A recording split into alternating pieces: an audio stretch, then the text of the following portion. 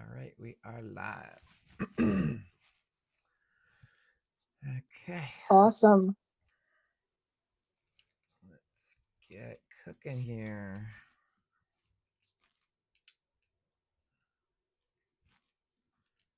Okay.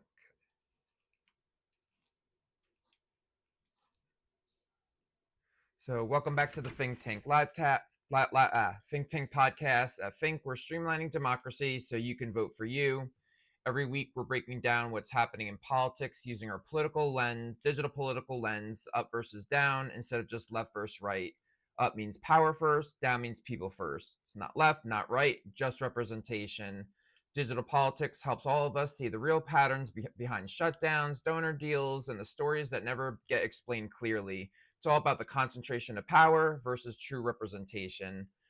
Think of FiNC as your civic utility company. We're plugging citizens, trusted journalists, and underdog candidates into one coordination hub so together we can use today's rules differently and start building digital democracy, the future home for America's politics.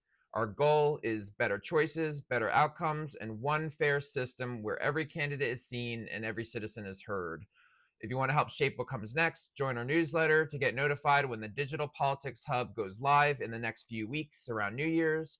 That's where you'll be able to amplify people first efforts, plug in the voices you trust, and help shape the future of democracy.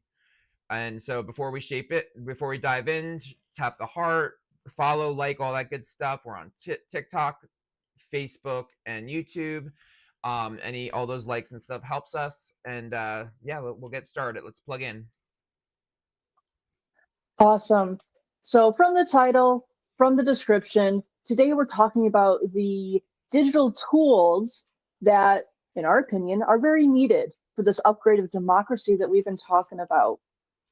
And just like any other tool, to ensure that it is fair depends on who is controlling it. And that is why I think our philosophy is around citizen owned systems that are both overseen by citizens and shaped by citizens. The real question that we're going to dive into today is what if digital tools could make democracy fairer? And this isn't this, super outside the box idea. There's already a lot of civic technology that's out there. It's just so siloed and so hard to find. So that's what part of what FiNC is talking about is how do you bring those civic technologies and ideas into a shared blueprint that connects them and makes it user friendly for the citizens. And Travis, if you don't know, Travis is the founder of Future is Now Coalition, and he's been in this space of thinking about how do you connect these orgs and tools, how do you present it to the folks at home. So his mind has been in this space for years now. So for my first question that I have for Travis is, Travis, why does this gap between everything else being digitized except for democracy, why does that stand out to you so much? Yeah, sure. It's we talked a lot yesterday about specifically how the part of it is the concentration of power, not wanting us to upgrade democracy. They don't want the transparency, the more choices, more options for the American people. So that's one layer of it. Today we're going to talk more about the whole idea that a lot of the good organizations that are trying to do this, where they're falling short. And one thing that we want to be clear on is, we talk about what we're working towards, a digital democracy, and we always want to be clear that FiNC is not building the tech ourselves. We're here to be the facilitator, the referee, making sure it gets built fairly, making sure citizens are in control of it. So we're not actually building it directly. We're just we're the connective tissue on the existing and future civic technologies that are coming out. So in a nutshell, a lot of these nonprofits that are building these kinds of technologies, their problem is a lot of times that they're still fragmented. They're not working together. Each organization that's building a tool feels like, oh, this is going to change everything or some piece of everything, and they think, oh, just as soon as you have the features, then bam, America's just gonna dive into it and use it immediately. But what they've found, unfortunately, you're like, most citizens don't know these things exist. There's been at least 15 like kind of political social networks that have come and gone, and they die out before really anyone knows they exist. And so and the biggest thing is that without citizen buy-in, none of these technologies will have anything. They need to have buy-in, like millions of people to buy into it.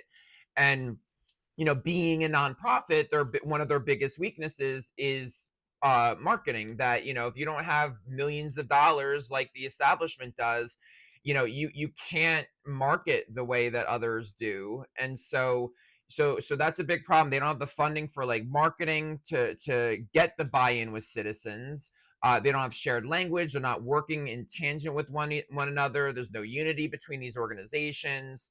And so that's where we're coming in to bridge that gap. That, listen, your tech alone is not going to be enough to bring it to the forefront of mainstreaming into society. We need to work together. We need to connect these dots. There's different, like, there's certain tech that helps with, like, with organizing. There's others that are going to start doing actual like primary elections, like America's Main Street Party.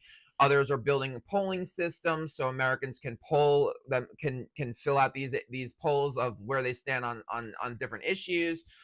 And like, they all need to work together. All of that together is what we envision under this umbrella of digital democracy. And so having a shared infrastructure that we don't have to reinvent the wheel every time. Just connect the dots, connect what's already there, and not even just the tech space.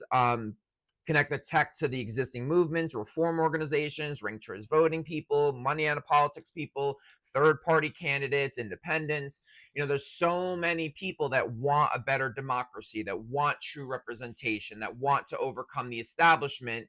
And so we just want to build this shared infrastructure to give them all a chance to amplify one another and to work together where they align, and be civil with where they don't align.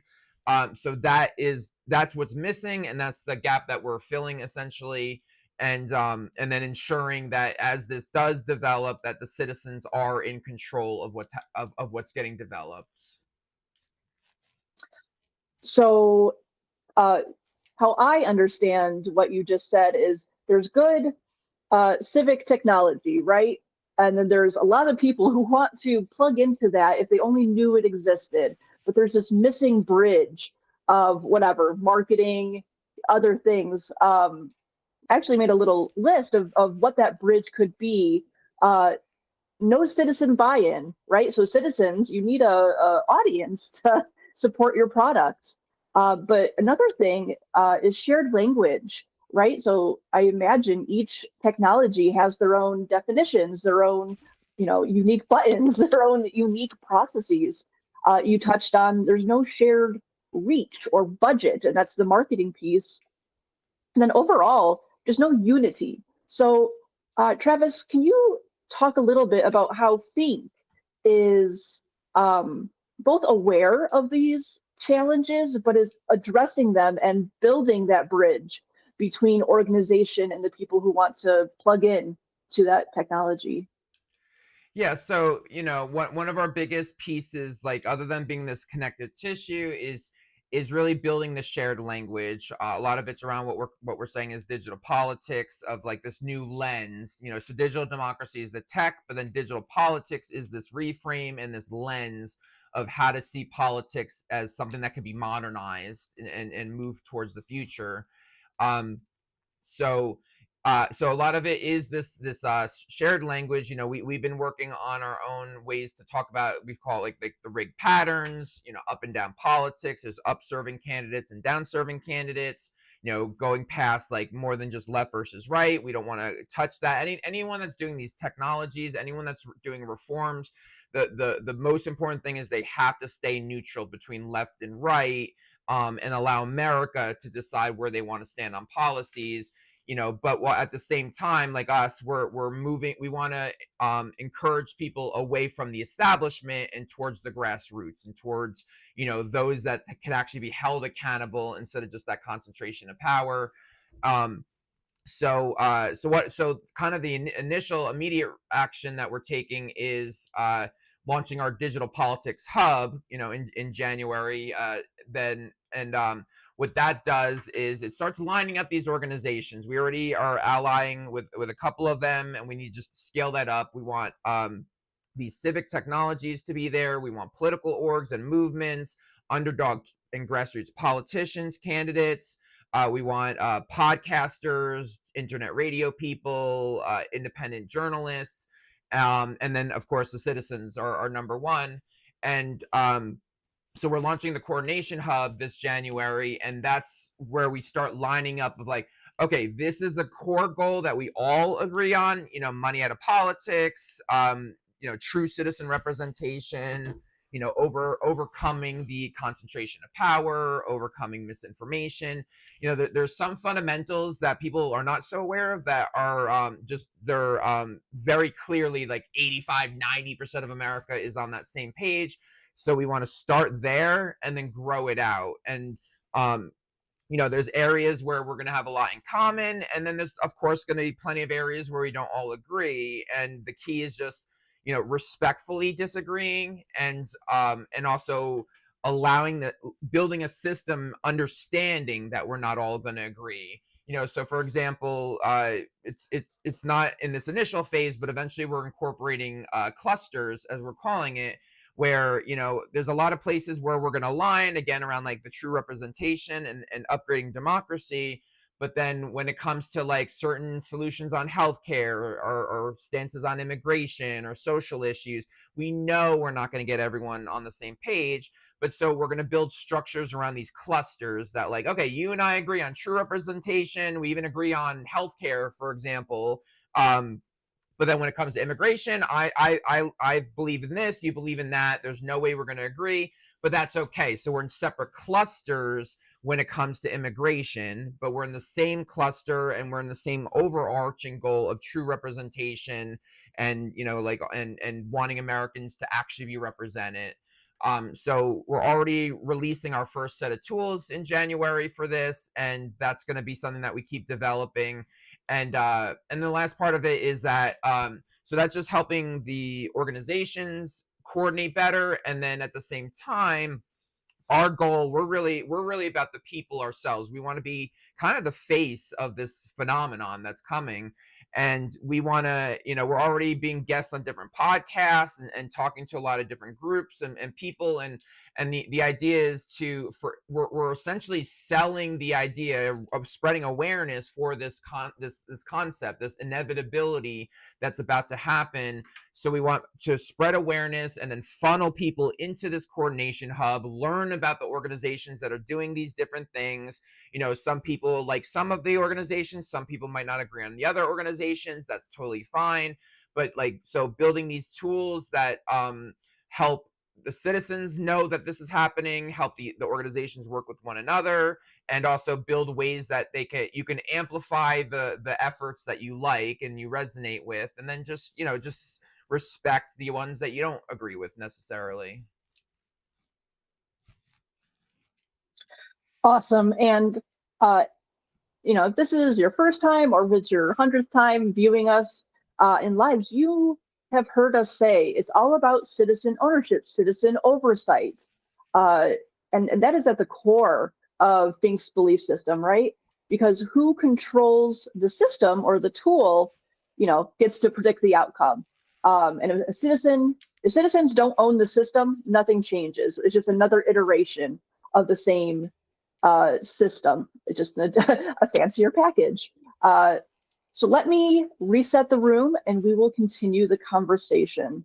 So welcome if you are viewing us from Facebook, TikTok, or YouTube. This is Think Tank Live, and we use the digital politics lens, upserving versus downserving, instead of simply left versus right. And this helps us unpack what is actually happening in American politics. So FiNC is your civic utility And we plug citizens and trusted voices into one shared hub and start building digital democracy, which will be the future home for America's politics. So to get involved, to be a part of the Digital Politics Hub that is dropping early January, go sign up for the newsletter at futureis.org so that you are alerted when the hub launches and to be one of the first citizens to help shape what comes next. So as we continue this conversation, let's talk about, just quickly, maybe going into a little bit of just why it has to be citizens, why it can't be almost a third party, even if they're nonpartisan or they promise not to mess up democracy. Why, Travis, is it so crucial to the building blocks of what the hub is and what FiNC's philosophy is, that citizen ownership and citizen oversight is always the cornerstone? Yeah, great question.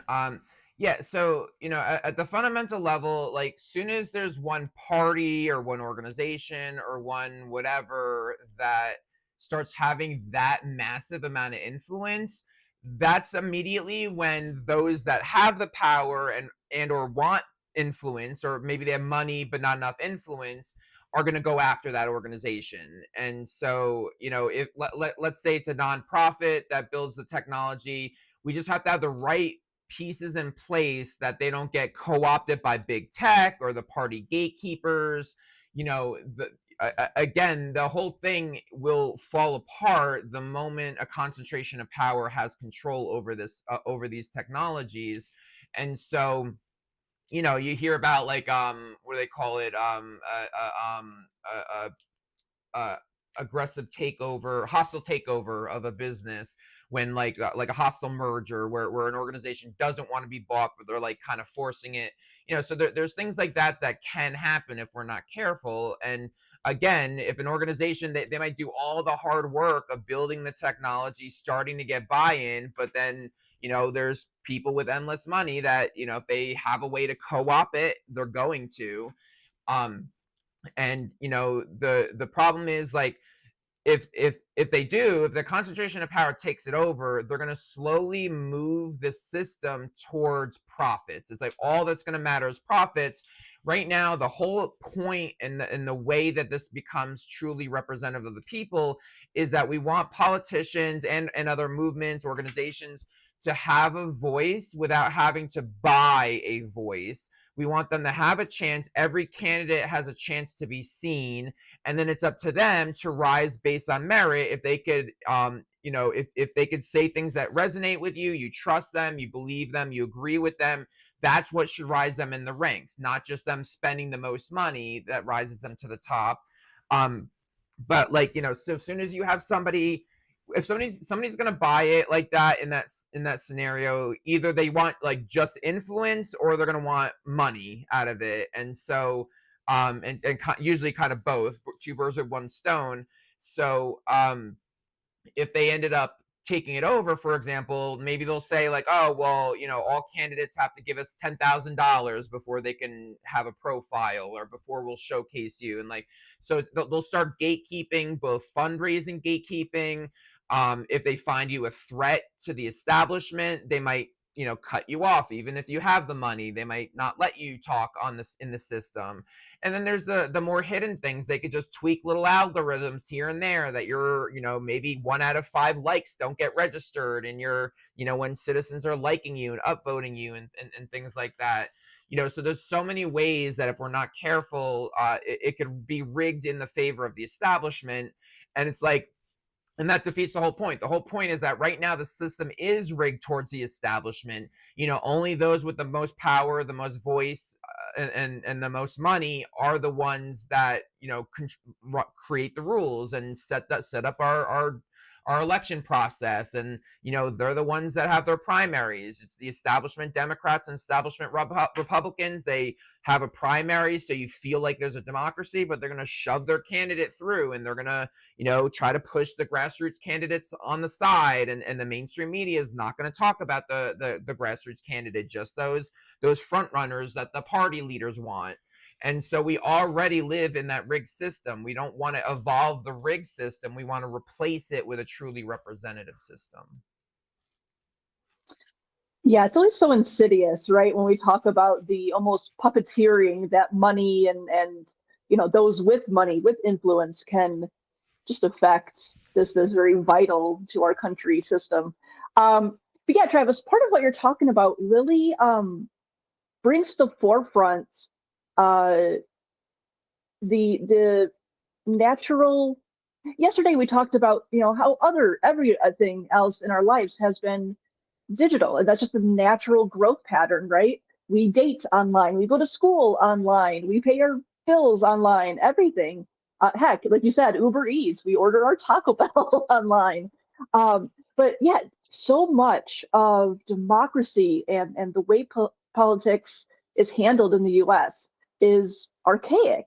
So I'd really like to explore how both technology is the natural uh, evolution of politics, but also, I guess, coupled with that, how moving it into the digital realm really helps the up-down digital politics lens shine. How digitifying, digitizing politics helps things like transparency and accountability. Um, it brings it out of the shadows and makes it easier for a regular citizen to be able to access. Oh, you're on mute, Travis. Sorry, long day today. Yeah, so the tech is really essential for having this level of transparency and being user friendly at the same time. Has to happen through technology. So for example, like, so sometimes I say it as like, it's not just transparency, it's accessible transparency. So like right now there could be a not so trustworthy nonprofit, and they'll be like, hey, we're following the books, we have full transparency, here's a 20,000 page document, just sort it out, citizen. You'll whatever you're looking for, it's in this 20,000 page report. Just look at it. We're being perfectly transparent. It's like, no. Obviously people are not going to have the time for that, the know-how to do that. So technology needs to streamline that, summarize things, and like, so we talk about like that. Politics can't be a second job for Americans. They don't want to spend hours and hours like looking at politics. Some of us that like spend some hours, and it's more of a hobby for us, that we'll do some of a deep dive. But the average person, like, no, they want to live their regular life. They're already in a stressful economy right now and working multiple jobs and whatnot. They don't have time to spend all that kind of energy to find this information. So the technology is both going to like streamline that, summarize it. Another thing is that it's going to be pulling from multiple sources. So for example, like opensecrets.org has fundraising revealing, it shows like federal and state level candidates, their funding sources. But then Unusual Whales is a separate site for insider trading and shady dealings that happen in Congress. And so there's like different sources of different information, and like, an average citizen, they're not going to go to like 10 different sources to find out like all the information of one or handful of candidates. So again, technology comes in, it's going to funnel all those different pieces of information, integrate it, summarize it, make it digestible. And what we're envisioning is just having like a democracy score, like, how honest is this candidate? What are their percentage of times that their promises pan out and that they actually fight for their promises? And not just their funding sources, but what is the industry? Don't tell me this company, this company, this company, this company. I need to know what the industry is. I don't know. I can't look up. I'm not going to look up all these different companies and do the math of which dollar goes where. So tech is essential for the transparency and having real-time transparency and accountability. And we already see it in the digital space outside of politics. So for example, a restaurant is serving crappy food, they're going to get bad ratings, and people look at ratings, whether it's Yelp or Google Maps or wherever you're looking at it. Ratings are such a huge part of our culture now. You're buying something on Amazon or another site, you're going to look at ratings. You're not going to buy something with a 2-star rating.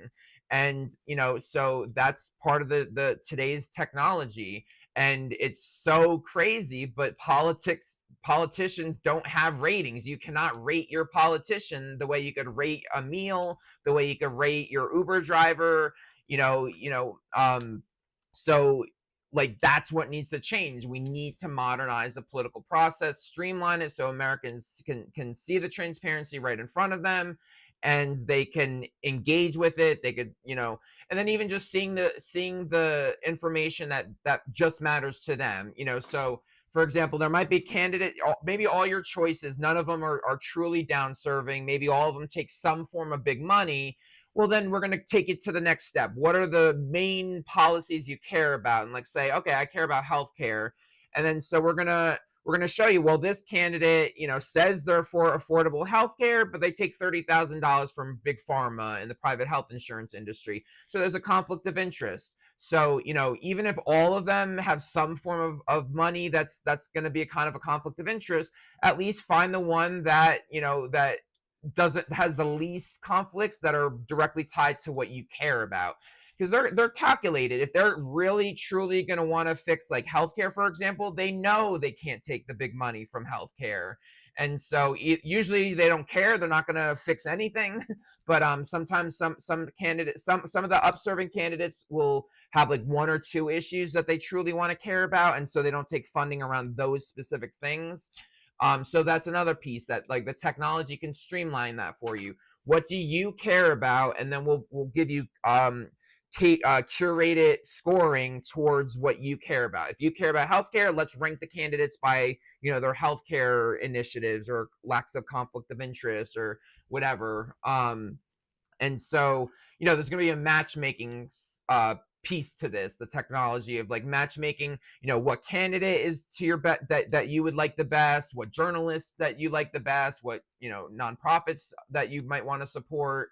So it's all about that matchmaking. And so there's just so much information. There's too much information for just one human to sort it out. And so it needs to be this technology. It needs to be these like algorithms and pulling the data, in automated ways. I won't get into the technical about APIs and stuff, but it's already there. It's already out there. This is already public information. It's basically building the pipelines to one shared platform that citizens own and that citizens are aware of, that they can go one place and they know that all this information is there. Yeah, that actually brought up a couple thoughts in my mind. First, like we often talk about, the resources for people to be able to look into the closets and see the skeletons of politicians or orgs is so scattered across the internet, right? And like you often say, it often feels like a second job just to find information, let alone process it. But so much of that research outside of the digital tools that we're talking about building, people want to trust their source. It's not just, based on algorithms, Google can pop up garbage, resources for you, but that's the algorithm. So again, it's finding who is controlling the tool. So if it's Google, who controls Google, or if it's whatever. So even as you explore FiNC, as you explore the Digital Politics Hub, put us the same litmus test of, do you trust us? Are we saying things that, sound true and sound effective? And we're part of that conversation. So that was one thought. My second thought, and I see Carrie has popped into the chat, but something that Carrie likes to say often is people need to remember that politicians are public servants, right? They provide this service to us. And if you have a bad service at a restaurant or something, you can give them negative reviews, but positive reviews aren't really built into the political system, right? If I like a waitress, I can tip her a little more, and that shows my gratitude. If I really like a nurse, there's a thing called the Daisy Award that you can nominate people for. So it's both highlighting the negative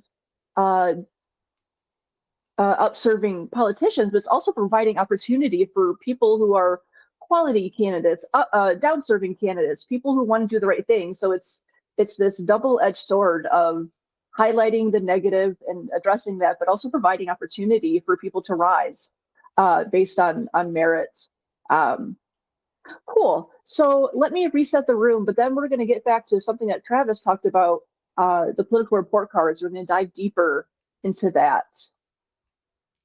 So welcome. If you are viewing us, we are live right now on TikTok, YouTube, and Facebook. And this is FiNC Tank Live.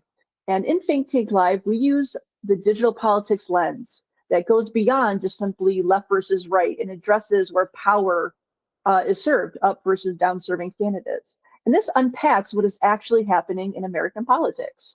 So FiNC is your civic utility, and we plug citizens and trusted voices into one shared hub that starts building digital democracy, which will be the future home for America's politics. And to get involved in what we're talking about and to make sure you don't miss when our digital politics hub launches, go onto our website, futureis.org, sign up for the newsletter, and help shape what comes next. So for this next segment, I kind of want to get into the nitty gritty of what people, what kind of features are going to be available. So just as a reminder for people, the Digital Politics Hub, which drops in early January, is the now solution. And that is where citizens, candidates, journalists, and movements can start coordinating, right? We can start building those clusters, building these actionable plans and having better conversations. But that'll be the shared home for that. But later in the plans is digital democracy, and that'll be the shared citizen-owned stage. So as we distinguish what is now and what is later, Travis, I'd like to get into kind of the shiny bits of that. So politician report cards, candidate matchmaking services, equal showcasing of candidates, and the people's primary. Can you go into just what those are and how that really helps people use this new technology and what that'll provide for clarity for them?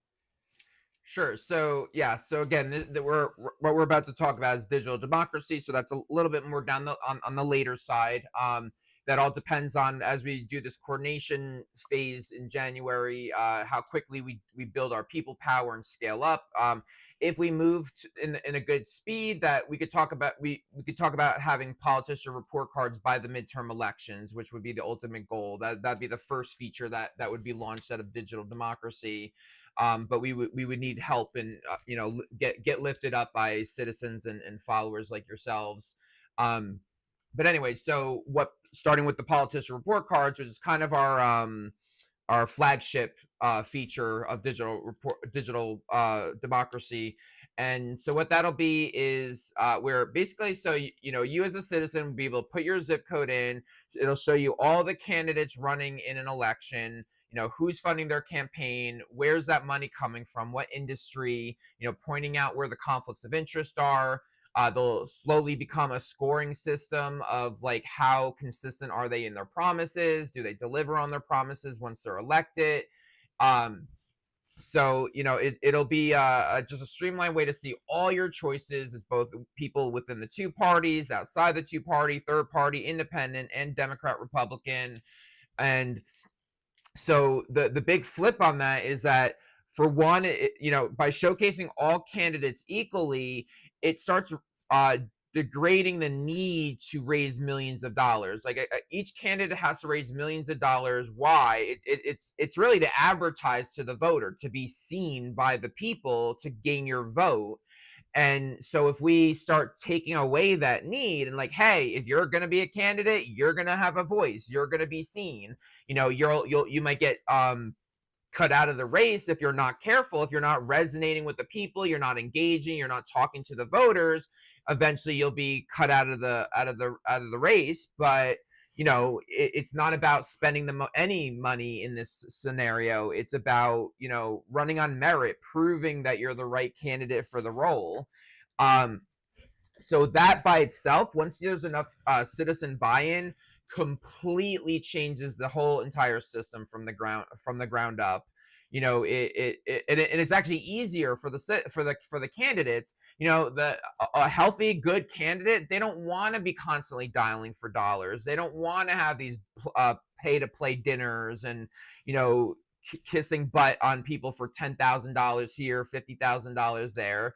They'd rather just speak to the American people. Know like, how can I represent you? Like, looking at your district and the polling, where do you stand on your policies? Where does my district, what does my district want for policies? And then I'll shape my policies around what you want rather than forcing you inside one of two boxes. So the whole entire system gets turned upside down once there's enough buy-in on the citizen side. So that's a flagship service, and also the first one we want to try to get out as much of that as possible by the midterms. But then in addition to that is candidate matchmaker. So that's like literally like a dating, almost like a dating service for politicians. So you say, I this is where I stand on healthcare. This is where I stand on immigration, social issues. It'll let you gauge where you stand on some of the major policies, and then it's going to do a matchmaker. It'll say this candidate's an 80% match, this one's a 50% match, so on and so forth. And and you can make your own decisions based on that. It'll be like something like like a lot of these services where like, where do you stand on immigration? But then how important is that issue to you? So you might say like, oh, I stand on this side of immigration, but it's not super important. It's, somewhat important. So, the system will factor all that in when coming up with these percentages and matchmaking. And so the idea is just connecting you to like helping you decide for yourself. We're not saying, oh, you should care about this on healthcare. We're just saying, what do you care about? And then we're going to match the candidate that kind of fits that criteria. And as a side note, that's for candidates, but then eventually it'll also be to match you with with journalists and podcasts and with nonprofits and other movements. This works for every kind of political category, political stakeholder in existence.